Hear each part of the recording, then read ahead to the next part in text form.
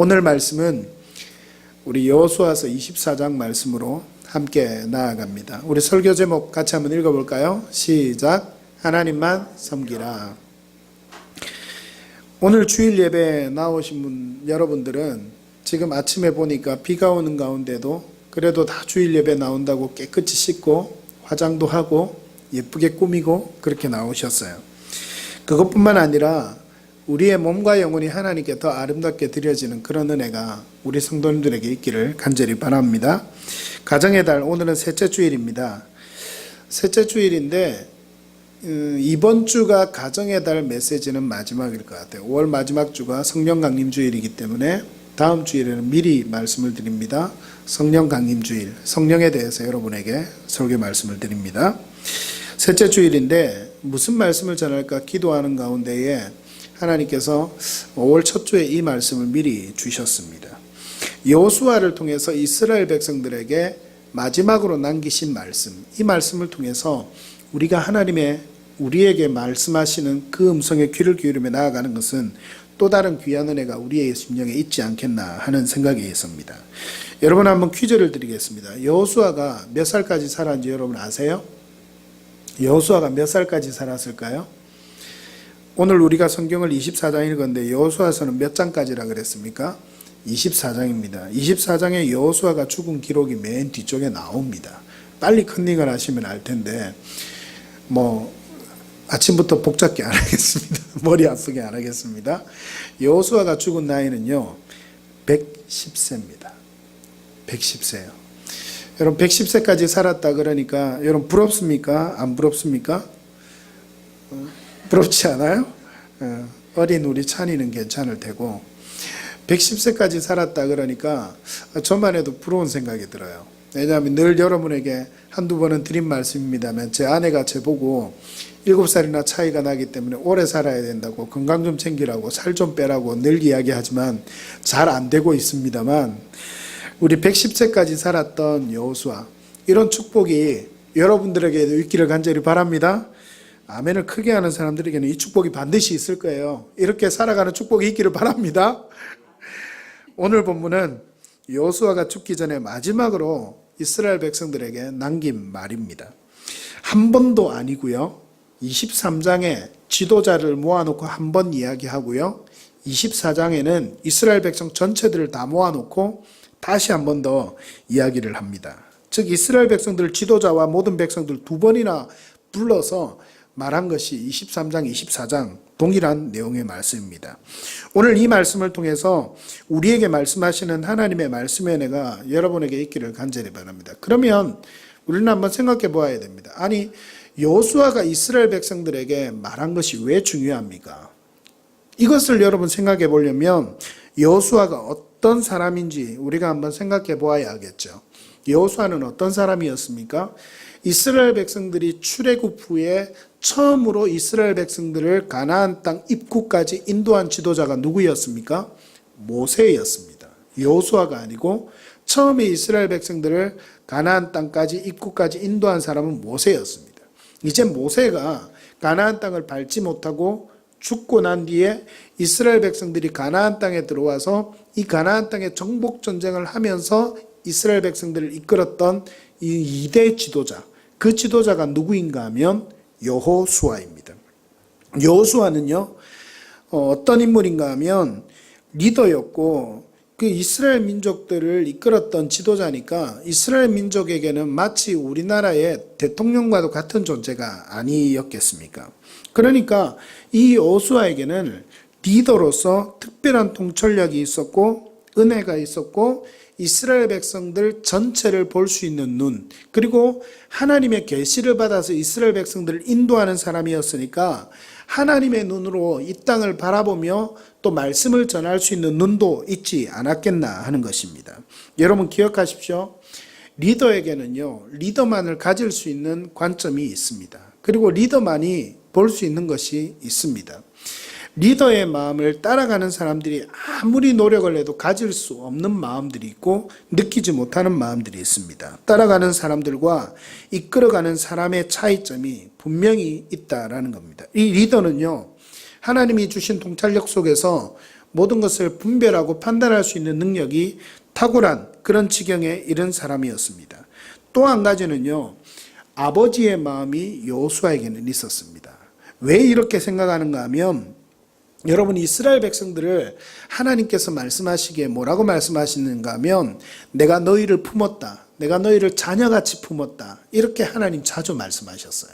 그러니까 우리의 영적인 아버지가 하나님이라고 여기 이 자리에 믿는 모든 분들은 다 이야기할 줄 그렇게 생각이 되는데, 이스라엘 백성들도 동일하게 우리의 영적인 아버지, 우리를 인도하시는 분, 하나님이 비록 신이시기는 하지만 하나님은 참으로 우리에게 아버지와 같은 분, 그런 분이라 생각을 했을 겁니다. 그런데 이 여호수아는 이스라엘 백성들과 하나님 사이에서 중재하면서 하나님의 마음으로 이스라엘 백성들에게 대신 하나님의 말씀을 전하고 이끌어가는 역할을 감당했던 사람입니다. 그러니까 이 하나님의 말씀을 듣고 이스라엘 백성들에게 전할 때 어떤 마음이 있었겠습니까? 하나님의 마음이 있었겠죠. 그걸 우리가 이야기를 할 때 하나님 아버지의 마음이 있었다, 그렇게 이야기를 합니다. 그 말씀을, 하나님의 말씀을 대언하면서 직접 전하다 보니 하나님 아버지의 마음을 자연스럽게 갖게 되지 않았을까, 저는 그렇게 생각해 봅니다. 저만 해도 그렇습니다. 이번 주부터 우리 교회가 새벽 기도회를 시작했습니다. 이번 주 한 주 동안은 새벽을 제 아내와 저만 지켰습니다. 그러면서 새벽마다 나와서 기도하는데 당연히 예상을 했던 거죠. 왜냐하면 작은 교회에 함께 예배드리는 사람이 없어도 새벽 기도는 드려야 한다는 선배 목사님들의 조언을 따라서 새벽 기도를 시작한다, 제가 결단을 했기 때문에 조금 있다가 다시 한 번 더 말씀드리겠지만, 근데 새벽에 나와서 기도하며, 또 그전에도 비록 새벽에는 나오지 않아도 제가 하루 종일 교회에 있으면서 하루에 1시간, 2시간 꼭 시간을 내서 이 예배당에서 기도하면서 그렇게 나아갈 때에 제가 여러분들을 위해서 기도하겠습니까? 안 하겠습니까? 기도하겠죠. 여러분 믿으시기를 바랍니다. 목사가 여러분들을 위해서 늘 기도합니다. 그런데 기도할 때에 제가 어떤 마음이 드는가 하면, 제 마음속에 기도할 때 여러분을 아무렇게나 막 기도하는 것이 아니라 그날 하나님이 주신 말씀을 따라서 여러분을 향해서 이름을 불러가며 한 사람 한 사람 기도하다 보면 하나님의 마음이 제 마음에 느껴지기 시작하는 거예요. 그걸 중보 기도라고 많이 이야기를 하는데, 그 마음을 가지고 기도하다 보면 하나님 아버지의 마음을 갖게 되는 거예요. 하나님, 이 사람이 정말 신앙생활 잘할 수 있도록 하나님 도와주십시오. 정말 믿음이 자랄 수 있도록 하나님 도와주십시오. 이렇게 기도하면서 문제가 해결될 수 있도록 또 도와주십시오. 이렇게 기도하면서 하나님 아버지의 마음을 갖게 되는 것입니다. 여호수아는요, 하나님 아버지의 마음을 가진 사람이었습니다. 왜냐하면 이스라엘 백성들에게 하나님의 말씀을 전하는 사람이었기 때문입니다.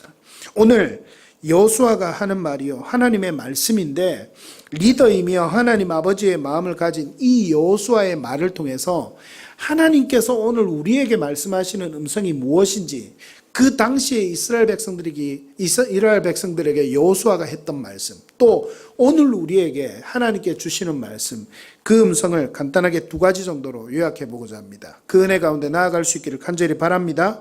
첫 번째, 오늘 말씀 제목과 같습니다. 한번 따라합시다. 여호와만 섬기라. 여호와만 섬기라 하니까 잘 와닿지 않죠. 다시 한번 더 따라하겠습니다. 하나님만 섬기라. 우리 14절 15절 말씀, 자막이 지금 뜨지 않으니까요, 성경을 보고 14절 15절 조금 깁니다만 다시 한번 더 읽어볼까요? 시작.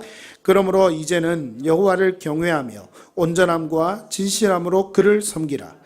너희의 조상들이 강저쪽과 애굽에서 섬기던 신들을 치워버리고 여호와만 섬기라. 만일 여호와를 섬기는 것이 너희에게 좋지 않게 보이거든 너희 조상들이 강저쪽에서 섬기던 신들이든지, 또한 너희가 거주하는 땅에 있는 아모리 족속의 신들이든지 너희가 섬길 자를 오늘날 택하라. 오직 나와 내 집은 여호와를 섬기겠노라 하니. 아멘. 뭐라고 말씀합니까? 이제는 여호와를 경외함으로 온전함과 진실함으로 하나님만 섬기라. 이것이 14절에서 여호수아가 이스라엘 백성들에게 하는 말씀입니다. 15절에는 계속해서 붙여서 너희 조상들이 강 저쪽에서 섬기던 애굽의 신들, 그 다음에 광야에서 헤맬 때에 섬기던 모든 신들, 그리고 가나안 땅에 들어가면 이제 아모리 족속의 신들이 있는데 그 아모리 족속의 신들은요 다 신입니다. 제가 지난주에도 한번 말씀드렸죠. 이 족속의 신들은 하나의 신이 아니라 전부 다 농사나 가축업을 중심으로 하고 있는 그런 시대였기 때문에 자연을 다스려 주시는 분, 우리에게 해를 통해서 은혜를 주시는 분, 비를 내려 주시는 분, 뭐 이렇게 하나님이 다양하게 신들이 이들 가운데 있었다라는 것입니다. 그리고 그들에게 확실한 어조로 이야기를 합니다. 뭐라고 이야기를 합니까? 만일 여호와를 섬기는 것이 너희에게 좋지 않게 보이거든 선택하라, 이렇게 이야기를 합니다. 그 선택하는 신들 중에 첫 번째가 너희 조상들이 강 저쪽에 섬기던 신들, 방금 말씀드린 것처럼. 두 번째가 너희가 거주하는 아모리 족속의 신들, 이 신들 중에 선택하라, 이렇게 이야기를 하죠. 여러분, 선택하라는 이것이 하나님을 선택하고 그쪽 신들이 있으니까 하나님과 그쪽 신들 가운데서 어떤 것을 선택하라고 지금 여호수아가 그런 의미로 이야기하는 걸까요? 아니죠. 이쪽 신들을 선택하는 것이 너희가 할 일이 아니고 그만큼 강하게, 그만큼 확실히 결단하라는 의미입니다. 누구만을 섬기겠노라고? 하나님만 섬기겠노라고 그렇게 결단하라는 겁니다. 그 결단을 이스라엘 백성들에게만 요구하지 않고 여호수아가 자기 자신의 결단과 고백으로 그 다음에는 이야기하고 있는 것을 보게 됩니다. 오직 나와 내 집은 15절 마지막에 누구를 섬기겠다고요? 여호와만 섬기겠노라. 오직 나와 내 집은 여호와를 섬길 테니 너희들도 이렇게 나와 같이 여호와 하나님만 섬기겠다고 선택하라, 이겁니다. 하나님은 여호수아를 통하여 이스라엘 백성들의 의지적 결단을 요구하고 있는 것입니다. 구체적인 선택의 옵션도 보여주시면서 그렇게 이스라엘 백성들의 결단을 요구합니다. 사실요, 하나님은 마음만 먹으면 절대 우상을 섬기지 않도록 하실 수 있는 분이십니다. 여러분 믿습니까? 하나님은 마음만 먹으면 이스라엘 백성들이 꼼짝없이 하나님을 믿을 수 있도록, 하나님 안 믿으면 바로바로 벌 내리시고 하나님 잘 믿으면 바로바로 축복하시고, 이렇게 하시면서 하나님께서 이스라엘 백성들이 절대 우상을 섬기지 않도록 할 수 있는 분입니다. 또 홍수로 이 땅의 백성들 모든 사람들을 한번 멸하신 것처럼 그렇게 또 멸하시고 인류를 새롭게 시작하게 하실 수 있는 분이 하나님이십니다. 왜냐하면 전지전능하신 하나님이시기 때문입니다. 그러나 하나님은 그렇게 하지 않으십니다. 인격적으로 여호수아를 통해서 이스라엘 백성들에게 하나님은 다가가십니다. 그들에게 다시 한 번 더 결단을 촉구합니다. 내가 너희에게 베풀었던 이 은혜를 생각해보라, 이렇게 말씀하십니다. 여러분, 오늘 우리가 14절부터 18절까지 읽었지만 여러분 23장 그리고 24장 1절부터 13절까지 읽어보면 여호수아가 이스라엘 백성들의 결단을 촉구하기 전에 이야기하고 있는 말씀이 있어요. 그게 뭔 줄 아세요? 아브라함에게 약속하신 그 약속부터 그 자손 대대로 이어져 나온 그 역사를 쭉 이야기합니다. 그리고 그 가운데서 하나님께서 우리를 어떻게 인도하셨는지, 하나님께서 이스라엘 백성들을 어떻게 인도하셨는지 여호수아가 먼저 이스라엘 백성들에게 풀어서 설명을 해요. 그리고 설명한 다음에 하나님이 우리를 인도하시지 않았냐? 하나님이 우리를 구원하시지 않았냐? 하나님이 우리를 인도하시지 않았냐? 그러니 우리가 누구를 섬겨야 되겠느냐? 그 근거를, 역사를 통해서 우리를 인도하셨던 하나님을 이스라엘 백성들에게 여호수아는 미리 풀어서 이 앞까지 쭉 이야기를 합니다. 그리고 나서 14절에 이르러서는 지금 현재 자신들이 있는 상황을 분명히 이야기합니다. 너희들이 당한 상황에서 가나안 족속들의 지금 가나안 땅에 살아가면서 아모리 족속의 그 다신의 우상들이 너무나도 많이 있는데 그 우상들과 하나님에게서 너희들이 분명히 선택하고 나아가야 한다. 왜냐하면 이스라엘 백성들이 가나안 땅을 향해서 오는 동안 광야의 40년 동안에도 하나님을 향해서 제대로 지키지 못하고 모세가 시내산에 올라가서 십계명을 받고 내려오는 순간이 늦어지자 금송아지를 만들고 우상을 섬겼던 이스라엘 백성들의 모습도 있었고, 그 가운데 하나님이 조금이라도 은혜를 베풀어 주지 않는 모습이다, 자신들의 요구대로 하지 않는 모습이다 있었을 때 하나님을 원망하며 그렇게 했던 이스라엘 백성들의 모습도 그들 가운데 있는 것을 여호수아는 보았습니다. 그리고 가나안 땅에 정탐할 때에, 그때 가나안 땅에 정탐할 때에도 이스라엘 백성들의 10 정탐꾼은 다 들어가면 우리는 안 됩니다라고 이야기할 때 여호수아와 갈렙만이 저 땅은 우리의 밥입니다, 저들은 우리의 밥입니다, 믿음으로 이야기하면서 도전했던 사람이 여호수아였습니다. 믿음의 눈을 가진 사람은 달랐다라는 것입니다. 가나안 땅에 들어가서도 마찬가지였습니다. 하나님의 말씀에 순종해서 가나안 땅을 정복해가는 족속들이 있었는가 하면 그렇게 순종하지 못하고 그 땅을 다 멸하지도 못한 채 타협해서 살아가는 이스라엘 백성들의 족속도 있었다라고 하는 것을 우리는 말씀을 통해서 잘 알고 있지요. 그러니 여호수아가 이 이스라엘 백성들의 광야에서 모습, 지금 가나안 땅에서 모습을 다 봤습니다. 그들을 보고 나니 여호수아에게 어떤 마음이 있었겠습니까? 이제 죽기 전에, 나는 죽는데, 나는 눈을 감는데, 내가 떠나고 나면 이스라엘 백성들이 남아서 이 땅에서 과연 어떻게 살아갈까를 생각하니 하나님의 대언자였던 이 여호수아, 이스라엘 백성들의 인도자였던 이 여호수아에게는 걱정 근심으로, 또 사랑하는 마음으로, 하나님 아버지의 마음으로 이들을 향해서 말하고 있는 것입니다. 하나님이 이스라엘 백성들을 진실로 사랑하십니다. 여러분, 하나님만 섬기십시오. 하나님만 섬기십시오. 당시 가나안에는 다신교의 우상들이 있었습니다. 그것은 보이는 외적의 도전들입니다. 외적인 도전들입니다. 그러니 보이는 도전들이 있을 때에는 여호수아는 이렇게 분명하게 이야기를 할 수 있었어요. 보이는 우상들이 지금 눈앞에 있으니까. 그러니까 내부적인 것들은 문제가 되지 않습니다. 보이는 우상들이 바깥에 있으니까 그 우상들만 잘 차단하고 믿음 생활 잘 하면 됩니다. 그런데 여러분, 오늘날로 다시 한번 이 말씀을 가져와 볼까요? 여러분에게 지금 여호수아가 이 말씀을 한다면 어떻게 할 것 같습니까? 여러분에게, 아니 우리나라에는 기독교뿐만 아니라 불교도 있고 이슬람교도 있고 마호메트교도 있고 다른 종교들도 많이 있으니까, 신천지도 있으니까 그 종교들에 빠지지 말고 여러분 조심하십시오, 여러분 이렇게 이야기할 것 같아요? 저는 이 말씀을 준비하면서 오늘날 여호수아의 말씀이 오늘날 우리에게 적용된다면, 나에게 적용하고 우리 에드림의 성도들에게 적용이 된다면 뭐라고 말씀하실까를 생각해 보니 이렇게 이야기할 것 같지 않아요.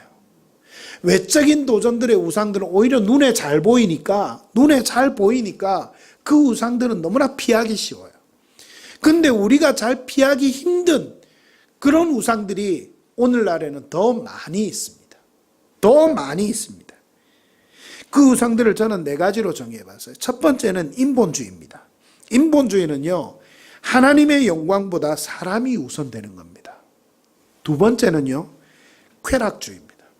쾌락주의는 하나님 안에서 누리는 즐거움보다 세상의 즐거움을 가지고 즐기며 살아가도록 그렇게 하는 것이 저는 쾌락주의다, 이렇게 신앙 안에서 정의하고 싶습니다. 세 번째는 물질 만능주의입니다. 하나님보다 당연히 뭐가 우위에 있는 겁니까? 돈이 우위에 있는 겁니다. 하나님보다 돈이 우위에 있는 거예요. 네 번째로 개인주의와 이기주의입니다. 하나님보다, 다른 사람보다 나만 잘 되면 된다. 피해를 주지 않고 나만 잘 되는 것이 뭡니까? 개인주의다. 우리는 조금 포장해서 그렇게 이야기를 하죠. 이기주의는 다른 사람에게 피해를 주면서까지 내가 잘 되는 것. 여러분, 근데요, 신앙 안에서는 제가 가만히 말씀을 준비하면서 생각해 보니까 이 개인주의나 이기주의나 다 나쁜 거예요. 왜냐하면 하나님 한 번도 그렇게 말씀하시지 않았어요. 하나님 한 번도 다른 사람에게 피해를 안 줘도 네가 잘 되면 그건 괜찮으니까 너 그렇게 살아. 하나님 우리에게 그렇게 말씀하셨나요? 성경 말씀에 그렇게 말씀하신 것이 있으면, 그렇게 말씀하신 부분이 있으면 저한테 찾아서 이야기하는 사람에게 제가 100만 원을 선물하겠습니다. 하나님 우리에게 한 번도 다른 사람에게 피해를 안 주고 너만 잘 되면 되니까 너 삶을 그렇게 살아도 돼. 하나님 우리에게 이렇게 말씀하신 적이 없습니다. 하나님 뭐라고 말씀하시는가 하면, 네가 피해를 보더라도, 네가 희생하더라도 다른 사람이 잘 되는 것에 네 삶을 드려야 돼요. 하나님은 그렇게 우리에게 말씀하세요. 여러분, 당시 여호수아는 가나안 땅에 있는 수많은 다신들을 경계하면서 이스라엘 백성들에게 그 말씀을 했습니다. 가나안 땅에 들어가 살 때, 여러분, 오늘 우리가 대한민국이라는 이 땅, 우리가 살아가는 이 땅이 우리에게는 가나안 땅이 아닙니까? 여러분, 그러면 이 가나안 땅에서 하나님은 우리에게 뭐라고 말씀하십니까? 다른 우상들을 조심하고, 다른 우상들을 피하고, 다른 우상들을 섬기지 말고 하나님만 잘 섬기고 주일날 교회 나와서 예수님 잘 믿고 예배 잘 드리고 그렇게 살면 돼. 하나님 과연 우리에게 그렇게 말씀하실까요? 그건 기본이고요. 하나님께서 우리에게 말씀하시는 것은 너희 심령 가운데 있는 우상, 너희 마음 가운데 여호와 하나님을 섬기지 못하도록 다른 것으로 자리 잡고 있는 우상, 그것을 제하여 버리고 하나님을 섬기라. 하나님만 섬기라. 이렇게 말씀하신다는 그 음성을 여러분 이 주일 오전에 들을 수 있기를 간절히 바랍니다. 여러분, 우리의 마음에 이건 진지하게 여러분의 삶 가운데 질문을 던져 보아야 합니다. 오늘 말씀은 집에 가서도 여러분 한번 생각해 보면서 또 주중에 제가 늦어도 수요일까지는 설교 말씀을 홈페이지에 올려둘 테니까 홈페이지에 들어가 다시 한번 더 들으면서라도 이 말씀을 한번 적용을 해 보기를 바랍니다. 내가 무엇을 쫓으며 살아가고 있는가? 어떤 사람들은 영적으로 지나치게 민감하지 않기 때문에 이 부분을 느끼지 못할 때도 많이 있습니다. 여러분, 이것은 여러분들이 붙잡고 좀 기도해 보아야 합니다.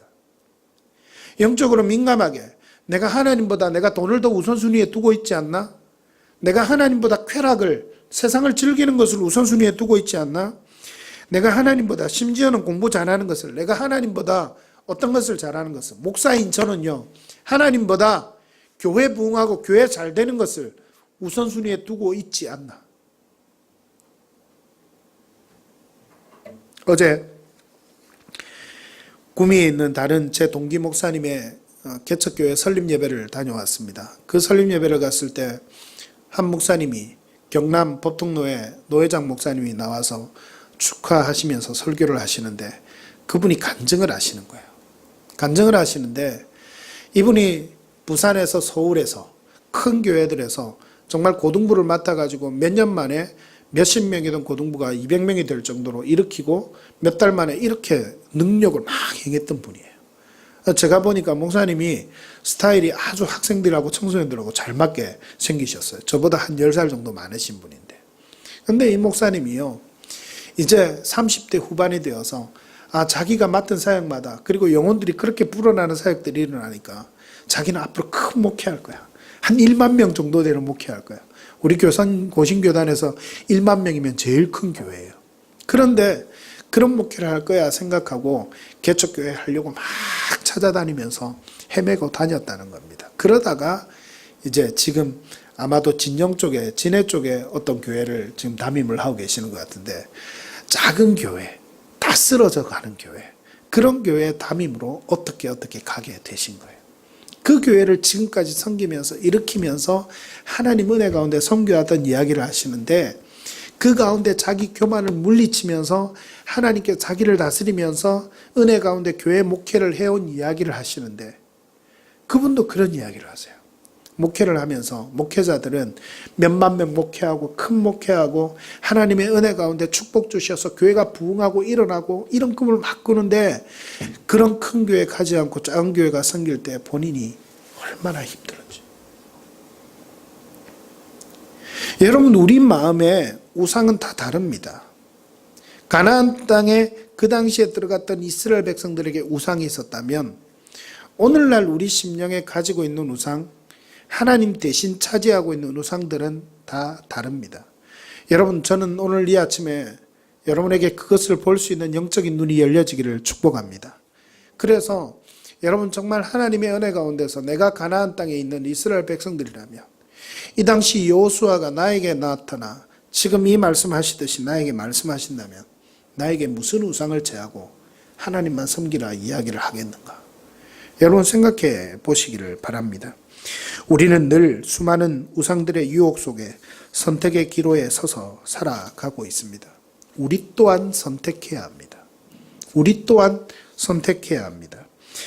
하나님의 사랑으로 하나님의 은혜 가운데 살아가기를 강력하게 결단하지 않으면 오늘날 이 세상은 우리를 그냥 놓아두지 않습니다. 돈이, 성적인 욕망이, 쾌락이, 게임의 유혹이, 학업을 통해서 권력과 명예와 욕망을 따라 살고자 하는 그 욕망이 우리를 하나님보다 더 앞서게 하는 그런 수많은 요소들이 우리의 삶 가운데 넘쳐나게 있다라고 하는 것입니다. 이러한 우리를 통해서도 하나님은 우리에게 여호수아를 통해 말씀하십니다. 너희가 섬길 자를 오늘 택하라.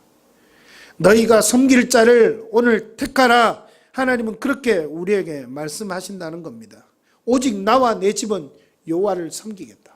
오직 나와 내 집은 여호와를 섬기겠다. 여러분 선택하십시오. 무엇을 선택하시겠습니까? 당연히 여기 계신 분들은, 주일 오전 예배 드린 여러분들은 하나님을 섬기겠습니다. 여호수아와 같은 결단의 고백이 있는 줄 믿습니다. 여러분, 그러나 우리의 입술의 고백뿐만 아니라 우리의 마음을 들인 진정한 고백으로 하나님 앞에 나아갈 수 있는, 다시 한번 결단하는 그런 은혜가 여러분의 심령마다 있기를 간절히 바랍니다. 간단하게 두 번째 말씀을 나눕니다. 여러분, 오늘 이 말씀은요, 여호수아가 이스라엘 백성들을 향해서 하나님만 섬길 것을 결단할 촉구하는 그 말씀입니다. 그런데요, 여호수아의 모습에서 우리가 한 가지 더 보아야 되는 것이 있습니다. 그것이 뭔가 하면, 여호수아는 지금 죽기 직전 아닙니까? 자신이 죽기 직전에 이스라엘 백성들에게 하고 있는 말씀, 자신의 자녀와도 같은 하나님의 자녀였지만 여호수아에게도 그들의 자녀와 그의 자녀와도 같은 이스라엘 백성들에게 주고 있는 말씀. 그러니까 우리가 자녀들에게 물려주어야 될 것이 무엇인지를 오늘 말씀을 통해서 볼 수 있었으면 좋겠습니다. 여호수아는 그의 후손들에게 무엇을 남깁니까? 민족의 지도자로서 이스라엘 백성들을 잘 인도해서 지금 가나안 땅으로 들어가게 했어요. 가나안 땅으로 들어가게 했으면 이제 축복된 삶을 누리며 살아가면 되는 겁니다. 그 땅에서 농사도 잘 짓고 돈도 많이 벌고 이렇게 밭도 갈고 이렇게 하라. 마지막 유언이 그 말이 아니었다는 이야기예요. 너희가 이 땅에서 족속들도 잘 물리치고 다스리고 정복해서 이렇게 잘 살아가라. 그래서 너희들이 부자 되어 잘 살아라.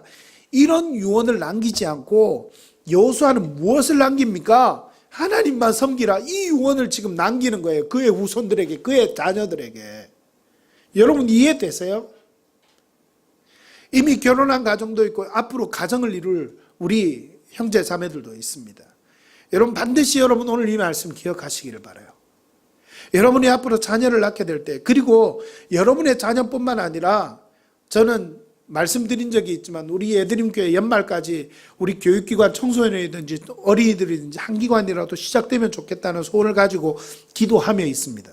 그런데 그런 후손들에게 여러분 정말 믿음의 후손들이 생겨나도록, 믿음의 자녀들로 세워지도록 여러분 기도하며 그렇게 섬길 수 있는 은혜가 여러분들에게 있기를 간절히 바랍니다. 여러분이 여러분의 자녀들에게 물려주어야 될 것이 무엇입니까? 돈입니까? 물질입니까? 가정입니까? 집입니까? 유산입니까?